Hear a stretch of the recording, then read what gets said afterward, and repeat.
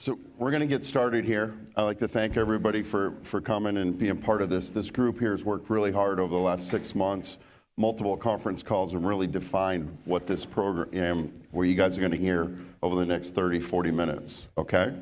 So it's utilizing incident data in the equipment triangle. I'm the moderator, Wayne Harriman.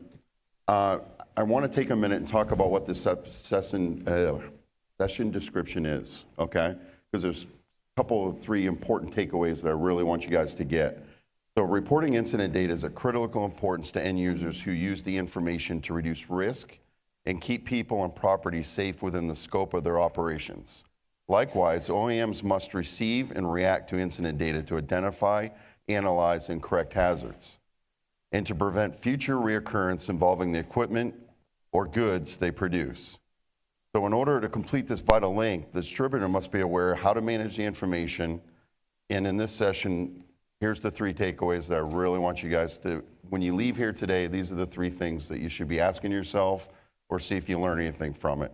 The important role end users play in reporting the incident data, getting it to the OEMs.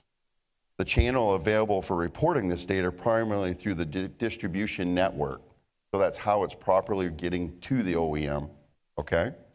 And how OEMs utilize the incident data to report them, and how it's ultimately benefit the end user, okay? So we use it at the back end, but we really need a lot of help from you, everyone in this audience that's an end user, on getting that information back. So with that said, understanding what the key takeaways are, I want to introduce the guys that have really worked hard, dedicated a lot of time over the last 6 months in preparing this. Kirby, Yakemchuk, how do you say? Yakemchuk. Is Director of Business Operations, Ledcor Equipment Group, and has spent the last 10 years in equipment management with 2 large diversified construction companies. This is in addition to 3 years in Caterpillar Dealer Network. A graduate of the University of Alberta Materials Engineering School, he is responsible for all capital asset acquisition and disposable activities, as well as compliance and customs at Ledcor. Mike Slinger, who I worked for about 6 years, is a Midwest region manager for Murphy Tractor and Equipment Co. Incorporated, a John Deere construction and forestry dealer group headquartered in Park City, Kansas. Based in Columbus, Ohio, his Midwest region responsibilities include 12 branches in Ohio and Western Pennsylvania. Mike has been in the equipment dealership business since 1977, serving in territory sales, sales management, general management capacities, okay? And then Mike Hatfield, over there on the far side, is Caterpillar Safety Services and Caterpillar Incorporated. He leads a diverse team of safety culture, equipment, and industry experts who facilitate safety improvement through applied technologies with a background in consulting and information technology. Mike has a broad experience in applying technology to drive culture and operational excellence. Following his guidance in 2010, Caterpillar acquired a safety culture consulting firm and developed a suite of customer safety solutions that engage leaders and employees in sustainable process improvement. Okay? So this is going to be the guy speaking. I got one more request, and then I'm going to turn it over to them. Just hold your questions, write them down so you don't forget. At the end, we'll have a Q&A once the guys are through. Okay? Thank you. Thanks, Wayne. Can everyone hear me all right? Or? Good.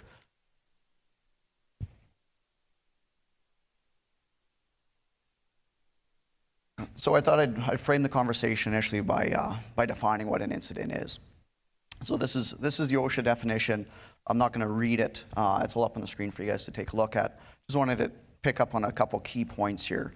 Unplanned, undesired, may cause, minor to catastrophic. The note that unplanned and undesired do not mean unable to prevent. So that, in a nutshell, is an incident. Along with that becomes the near miss. So this is the subset of the incident that could have resulted in injury, illness, or property damage. Just wanted to keep in mind when we're talking about an incident, we're talking both minor to catastrophic and items that may have occurred, so your near misses.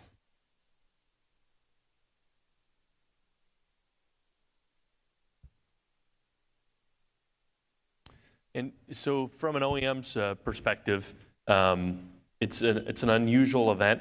It could have resulted in an injury, damage to the equipment, damage to the property.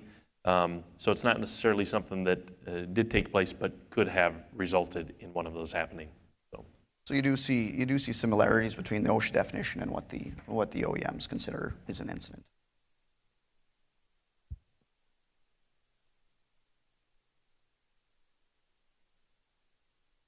So, so let's talk a little bit about why it's important for, from an OEM standpoint, why it's important to know about these issues when they happen. Obviously, if we don't hear about these types of events, it's hard to make any changes to equipment, right? So there's things that we might want to do for continuous improvement. There's notifications we might want to make to other folks that are using that equipment. We need to have factual data, right? So we need to understand, here are the situations around it, here are the circumstances, here is the environment, here's the usage or the application of the equipment.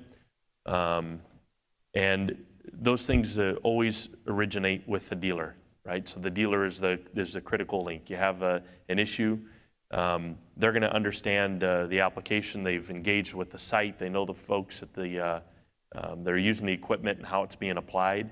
And so they're the ones that are feet on the ground. You go there first. And really that's pretty standard, as we've talked about that across the various OEMs, that the dealer is the first point of contact where you want to go with that first.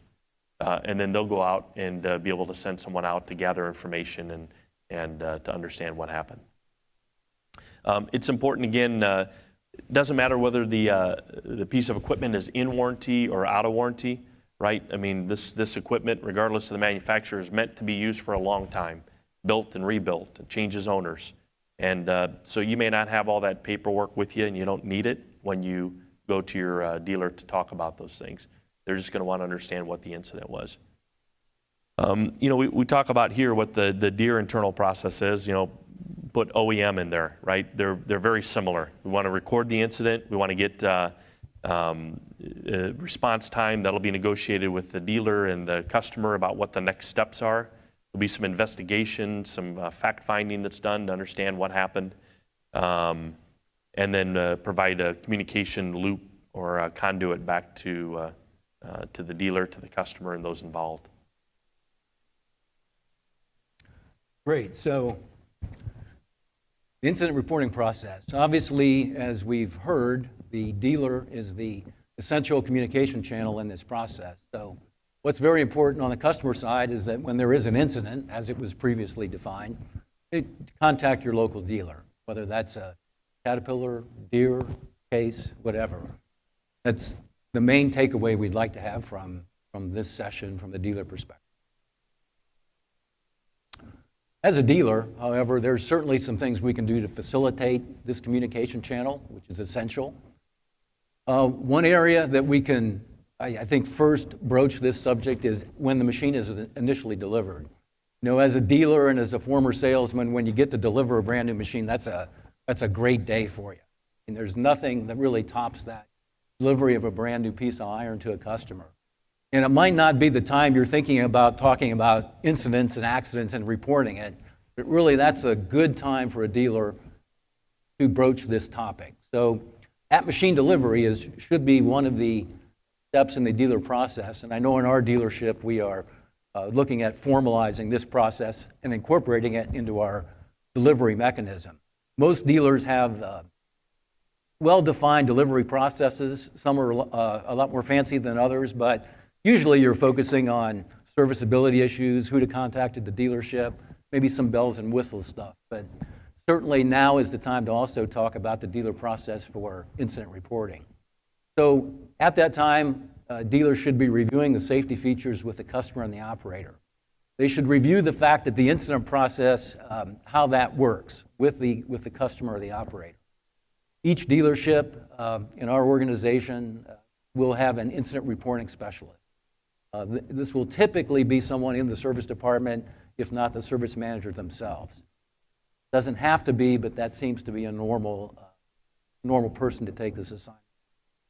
So the incident reporting specialist then could be a centralized or decentralized role. A lot of that might depend on the size of the dealership, how many branches they have, or how big the actual branch is. That person should have training as to what type of information is to be taken from the customer. And the type of information required for reporting is also important. It's also important that the customer understand the process and understand the urgency of the process. So as soon as an incident occurs, the quicker we can get that information through the dealer channel up to the OEM, the better we'll be.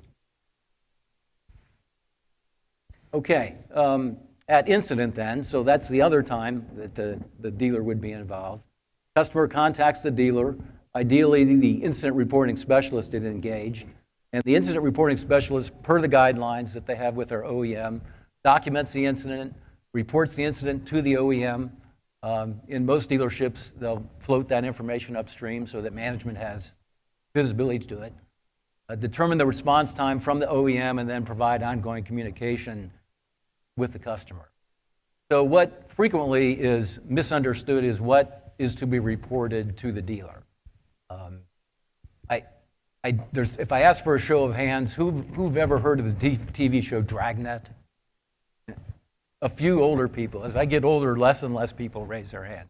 In Dragnet, Sergeant Joe Friday he'd be interviewing witnesses to a crime, and the witnesses would want to expand on what happened, and he would say, just the facts, ma'am. So that just the facts is exactly what we need in this incident reporting process. The observations from our perspective that we're kicking upstream to our OEMs should be observational in nature, not conclusive. They should be facts, not opinion. So I know on the Deere side of things, we have very strict things that we're supposed to be looking for and questions we're supposed to be answered and kicked upstream. So most important thing then is when you do experience an incident of any severity, minor, even near miss, improperty and personal injury, please get with your dealer, get that information kicked upstream.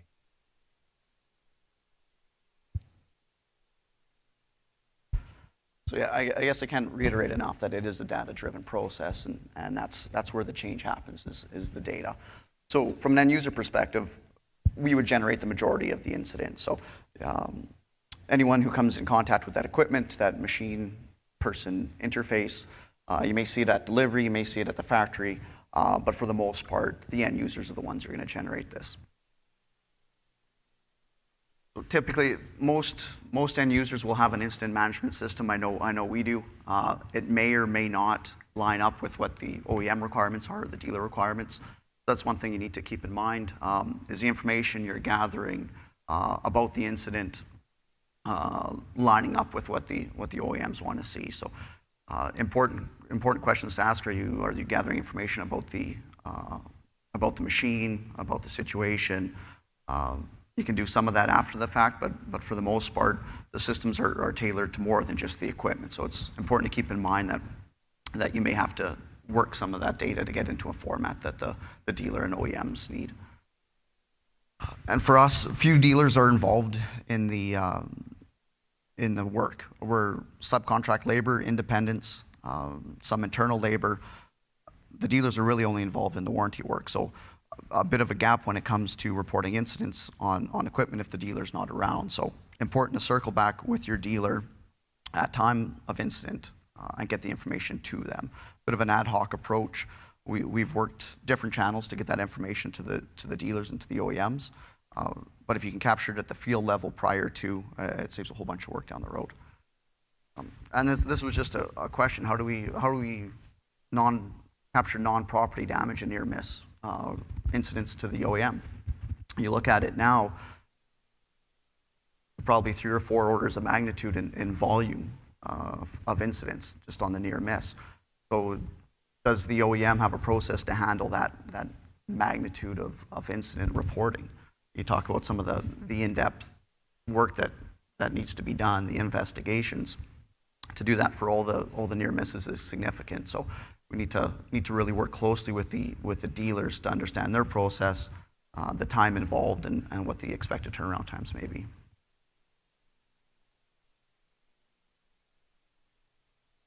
I kind of jumped into the next slide, but the key is to fully understand what information the dealer requires and align this up with the OEM requirements.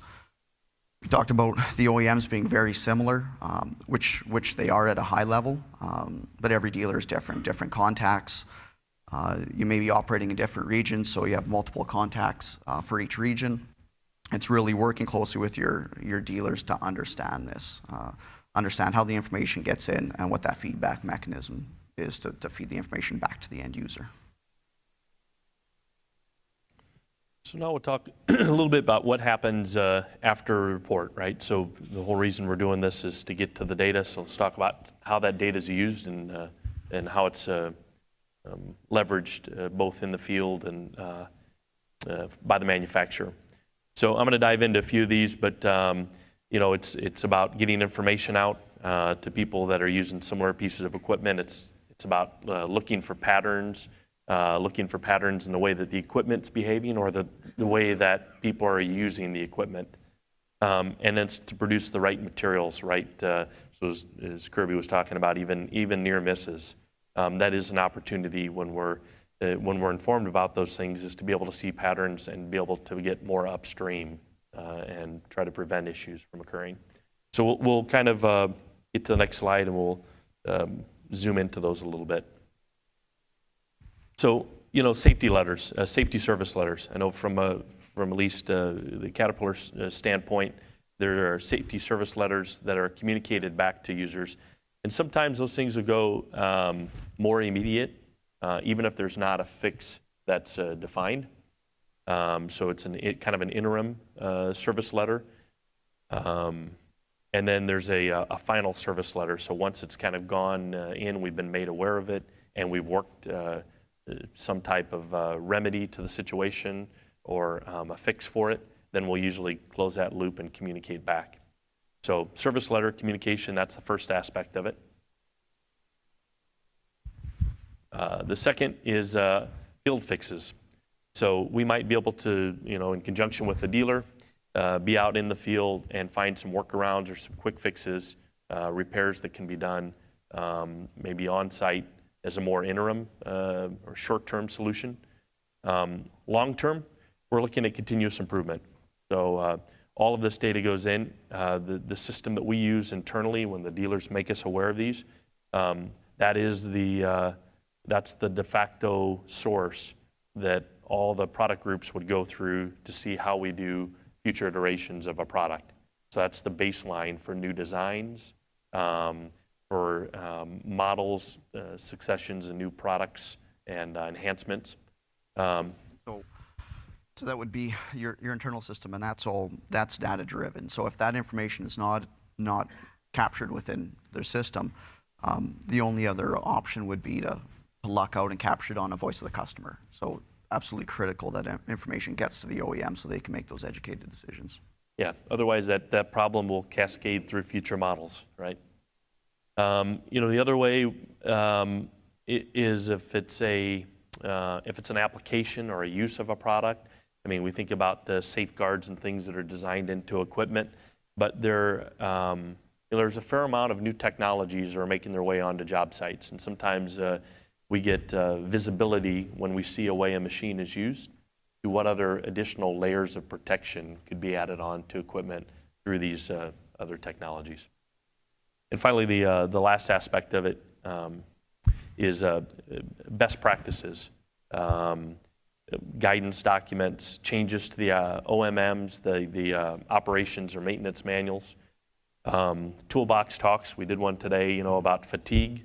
But, interesting note from the keynote this morning is a lot of times when you look at why these things happen on a job site, 10% of it could be related to the equipment or conditions. The other 90% might be around the attitudes, the actions, behaviors, and beliefs. So as we think about even culture or processes and systems or the way that we use a piece of equipment on the site, there's a fair amount of opportunity as we're made aware of some issues that happen on sites or near misses to turn that into a toolbox talk or a safety discussion, right, or a safety share that you could use with your team. Safety tips, job site awareness, and then safety videos.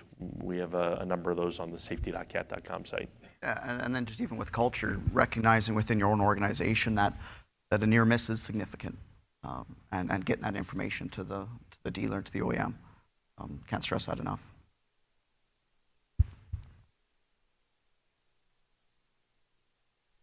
I think I talked a little bit about this from the cultural aspects, but safety beyond the iron, right? We all have to be thinking about that, and I think I've certainly seen it enough as we talk to different individuals, the compliance level mentality about just kind of checking the boxes and looking at the manual for the use of the equipment is table stakes, right? That's the baseline, and so the tone we set in how we're going to use that equipment and our servicing techniques and maintenance procedures and job hazard assessments and just approaching the way we use and service and maintain our equipment, that's a huge opportunity right there. You can help make us aware of that. We can provide guidance and best documents, best practices and things, but really it gives visibility to how we need to help change the culture.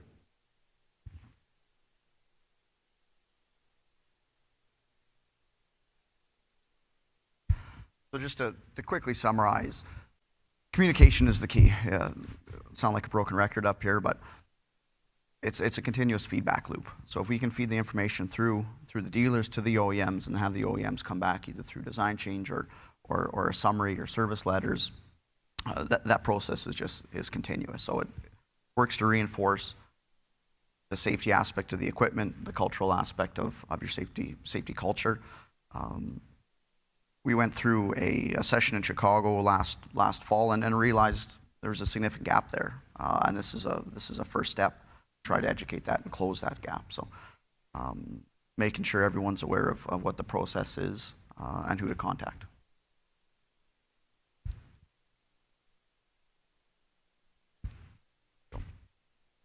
That's it. Questions?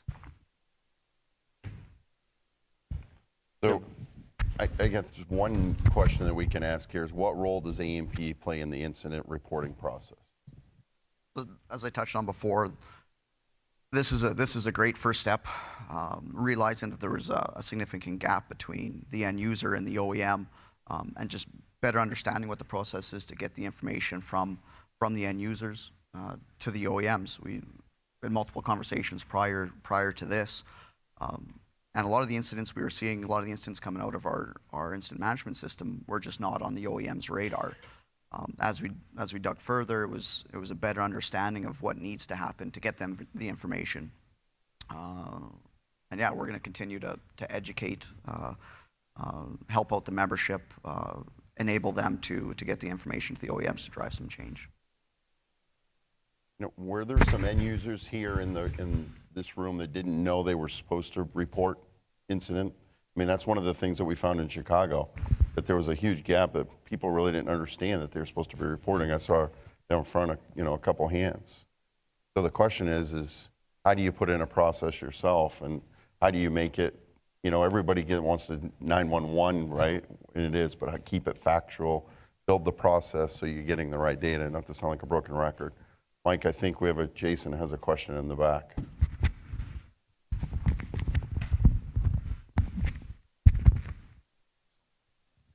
From an OEM perspective, what internal metrics are you using, or what types of procedures do you have to respond back to the data that you receive relative to internal goals or internal metrics for your engineering team to try to take that information you're given and then respond to it? Is there some sort of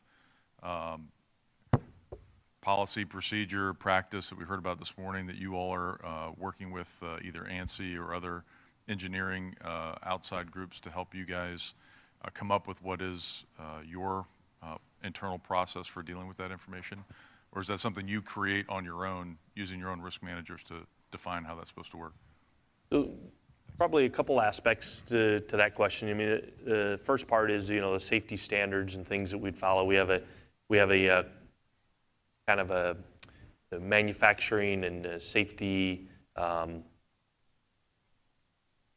equipment safety aspect that's built into the design of the equipment. So it's part of a continuous process. It's part of a new product introduction where there's a team of folks that are up with the standards and regulations, and then they're also helping to shepherd that process around the incident management process and the data that we've gathered from field issues that we've run across, incidents that have been reported. So there's two aspects. There's a team that's absolutely focused on what are the requirements and the guidelines and things that need to be designed into the equipment, so safety by design in the iron. And then there's a team that's working on the metrics. I'll tell you just, by means of kind of digging into some of this data, as we've looked at, how do we apply technology, we've brought different cross-functional teams together. It's a data source that is known in our organization. People know where to go to get that data, and it is referenced internally as we look at new products, new solutions, new services. And another question over here. Is this mic on? Yep. I have a question in regards to what would you tell an end user that would be maybe a little bashful for disclosing this information to really OEMs outside their own company?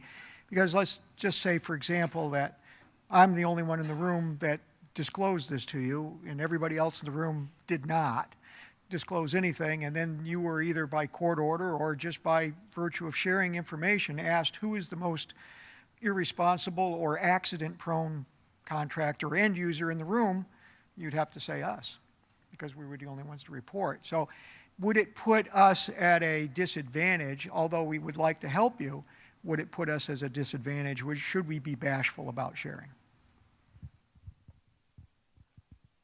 Anybody want to take that one? I've got some general thoughts, I guess. I mean, Share your general thoughts. So I guess here's what I'd say is I get a lot of alerts and things in my mailbox from different sources. Flash alerts, construction equipment, puts out some alerts. And generally, if you look at the alert that's reported, the data, the source that they're reporting back to is usually a local news report. So while, maybe let's table the near miss side of things because that's not something that might make it out into the domain. If you have an issue on the job site, probably going to be reported anyway to some extent, especially if there's an injury or some significant damage. It's going to be reported by a local news media outlet. So that information is going to make it out. Now, as we talked about the importance of reporting in a standard kind of format and keeping things factual, to be able to say that this event occurred at this time, these were the conditions, right? This is how the equipment was being applied or used at that time. Doesn't necessarily and shouldn't be pointing blame in any direction, right? But it is reporting that the issue happened. And if we start to see those things happening from different folks in areas, we're able to connect the dots. So what you might think is a one-off occurrence, if we start to see that in different applications and different geographies, it's something we need to have on our radar. So I can understand your concern, but I kind of feel in some ways, it's you're not revealing something that wouldn't ordinarily be revealed in another channel anyway. Correct. Any other questions? Yep. Hi. So I have a question about leased equipment. How is that going to be reported, and what are your recommendations with leased equipment? Mike, Yeah, Mike, you want to? Mike, do you want to take that one? Repeat that again. So his question was, what about leased equipment? Who's responsible for reporting the data for say, the excavators on lease? So, right? Did I understand it? Say it right? So he had rentals. What's used rental? So he's got your tractor on rent from you as a dealer. Is he responsible to report that? Yeah, maybe more so in that case. I think certainly if you were running a piece of equipment from us and had an incident, we would certainly want to have that information. Yeah, I would definitely apply it to rental, as much as a piece of equipment that you own. Absolutely. So if a piece of equipment tips over, or you don't want them to just tip it back over and give it back to you? Yeah, it does happen. Is there any other questions in the room? Thoughts? Anybody wants to share? One up over there, Kirby, in front of Kirby. Right up.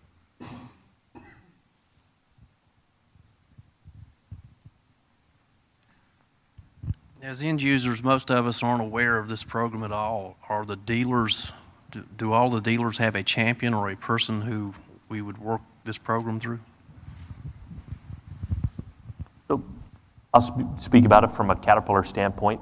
It's in our agreement with our dealers. They're aware that that's a responsibility that they have. So they're very versed in what that process is. If you called your local dealer in the geography that you work in, they know that that's their responsibility. Now, I really like what Mike was saying about, I can't tell you firsthand being out with the dealers if that's one of the things that happens at machine delivery, but I really like that concept, right? I think it's a good dialogue to have. And you think about it just in context of, being different places, and you think about your escape plan or your evacuation plan, right? When you're on an airplane or you're in a hotel. I think it's just planning for an inevitable event that might happen. So, when you're doing the machine delivery and you're talking with your customers, have that discussion. What do we do if something does occur? How do we communicate that back so that it can help a broader audience, not just be a one-off? Mike, I might be wrong, but to add to that, from being an old service manager and product support guy, if you don't know, at least get it into the service department and they can get it where it needs to go in a dealership. Most of the time, that's where it ends up. At least it did in the Deere world when I was there. But that's a good place to start, is get it to the service manager and he'll deal with it from there. Clearly, it's a process that needs, from our dealership perspective, we recognize that we needed a more formal process to execute what is the essential communication link between our manufacturer and our customer. So, yeah, I would encourage every dealer out there to adopt a more formalized process and assign people the actual responsibility for that duty. I'd say further to that as an end user, just like the dealers you deal with, some are better at in different regions, different aspects. You're going to see the same thing. Some dealers will be much more mature from an instant reporting perspective. Some really will have no idea. So I think it's pretty hit and miss.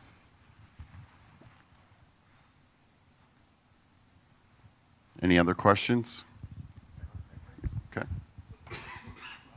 And this may be for another part of the program, but stepping away from machine-specific incidents and maybe a higher level, looking at a job site from an inspection and safety observation, where do you and the industry and Cat and Deere and others see us going with how we utilize and deploy drones?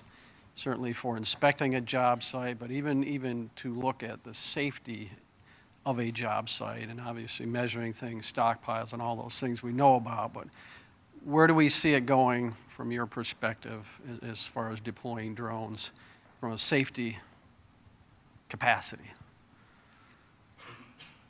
I don't know that I'm equipped to answer that one. I made a dragnet analogy, and now you're going to ask me about drones. So that's a compelling tool, I think, that is just starting to be recognized in our industry, and I see it getting more and more a factor. I'm probably not in a position to comment anything about the safety on a job site, but I really see it becoming an essential tool, absolutely. So I think your comment was essential in saying we got to start at the foundation, because it's going to head there. But what we realized in putting this program together, and I'm belaboring this a little bit, but it's a cry to the end users, is we don't have a foundation in place to do anything with. So we're being asked a lot as manufacturers and dealers, so help us build a foundation so we can take things to the next level and really incorporate and bring technology to it. And, but first, before you bring technology and throw things at it, we got to have a foundation to it. And that's the cry for help with that to you guys. And the first piece to a cry for help, right, is awareness. So today it was meant to bring awareness. Any other questions, comments? I got one. Mike, so I believe all of us probably get plenty of emails every morning talking about hazard recognition or near misses, environmental spills. We all see that, and we all try to make sure that information gets forwarded to the right people. but how do we take a step back from an OEM side? You know, we talked earlier about the pre-shift, making recommendations, pre-shift inspections on the monitors and the cabs of the machines, fall protection, which is big for a lot of us, vibration monitors on the machines where it all comes through the software. How do we get this information to you guys to be able to start giving us approved tie-off points or, you know, pre-shift monitors so we're not chasing pre-shift inspection forms everywhere and getting the information in a timely manner, vibration, like I said, vibration monitors. How do we get this information to you guys to start avoiding some of these near misses in advance? I'd say again, I mean, the dealer is a great channel. I mean, it's where we go to understand what's happening with the application of the equipment in the field. So we really count on them. They serve a big role in not just, you know, providing the equipment and servicing the equipment, but voice a customer, right? What's going on in the field. These types of events, telematics, the discussion about the technology, there is a big there's big change happening in technology being adapted to construction job sites, right? So there's a lot of interest from the OEMs, I think, being involved in these forums and other third parties. But I would say the dealer is a good place to start. A lot of the things that we have, even on the oursafety.cat.com, are things that originated from the dealers bringing those to us and increasing our awareness of it.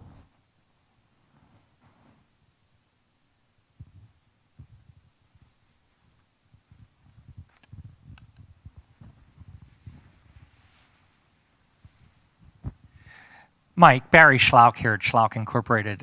Just wanted to make a comment. We use the Speak Up, Listen Up that CAT provides. It's a training. And really, we found in our company, we can't get to a lot of these things if people aren't talking. And I just wanted to mention that is a great program, Speak Up, Listen Up. You know, that you can, I've been through it as an owner. We've taken our employees through it. And example, I'm walking on a job site, and we got a new machine, and the track the overhang of the track really was blocking the step to get up on. You know, a simple thing, but, you know, it could create a fall on a daily basis.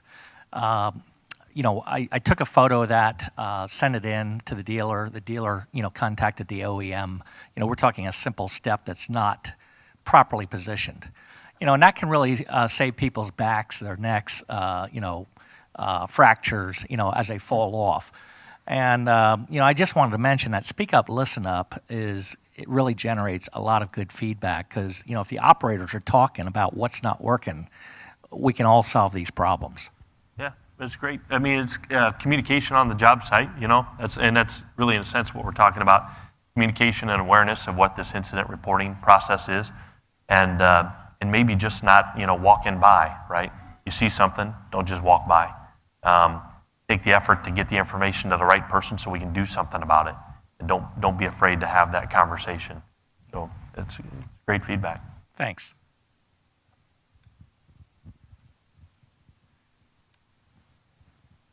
Any other questions, comments? Okay. Thank you, everybody. We appreciate your participation, your questions, and we can go to break a few minutes early. Thank you. Thanks, everyone. Thank you.